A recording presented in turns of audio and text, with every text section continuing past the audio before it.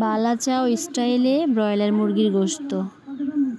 এরকম গোশত আর সাদা ভাত, ডাল, দুপুরের খাবারে এইটুকুই যথেষ্ট, আর কিছু লাগবে না। অসম্ভব ভালো লাগে খাইতে। অনেকেই ব্রয়লার মুরগির ভুনা খাইতে চায় না, তারা এইভাবে একবার ট্রাই করে দেখতে পারেন।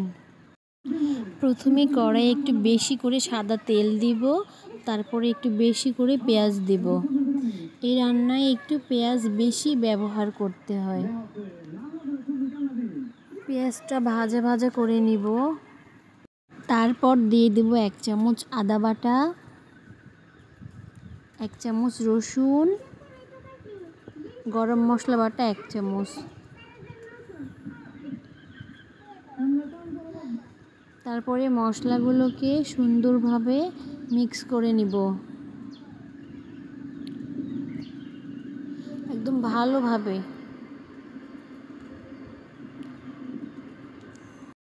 মশলাটা একটু ভালোভাবে ভেজে নিব। তারপর দিয়ে দিব লবণ, মরিচের গুঁড়া আর হলুদ। তারপরে পরিমাণ মতো পানি দিয়ে মশলাটিকে কষাই নিব ভালোভাবে। এইভাবে মুরগি রান্না করলে আমার বড় ছেলে অনেক পছন্দ করে, ওর অনেক পছন্দের খাবার এটা। তারপর একটি ঢাকনা দিয়ে ঢেকে 5 মিনিটের জন্য স্লো হিটে মশলাটি কষিয়ে নিব।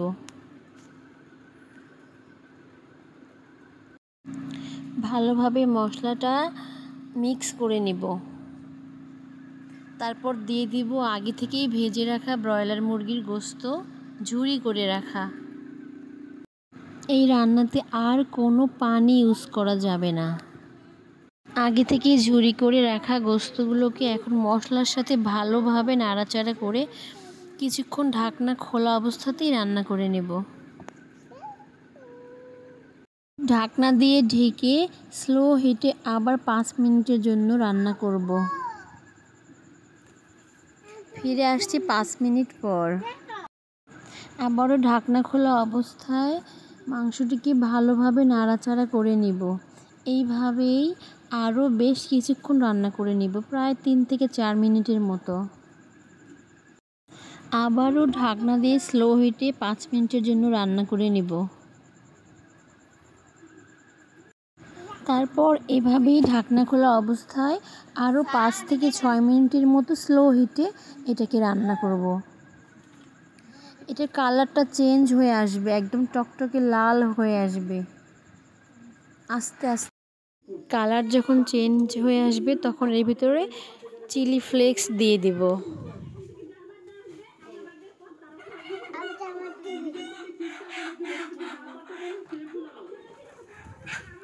তারপর আবারও বেশ কিছুক্ষণ নাড়াচাড়া করে নিব। আবারও স্লো হিটে 2 মিনিটের জন্য রান্না করে নিব ঢাকনা খোলা অবস্থাতেই। তারপর ঢাকনা দিয়ে আবারও 2 মিনিটের মতো রান্না করে নিব।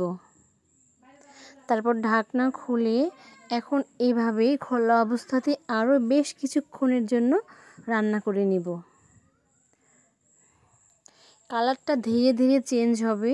এই রান্নাটা করতে একটু সময় লাগে আর কি, বেশি ধৈর্য নিয়ে রান্নাটা করতে হয়, কিন্তু খাইতে অসম্ভব মজা লাগে এইভাবে। একবার ট্রাই করে দেখবেন।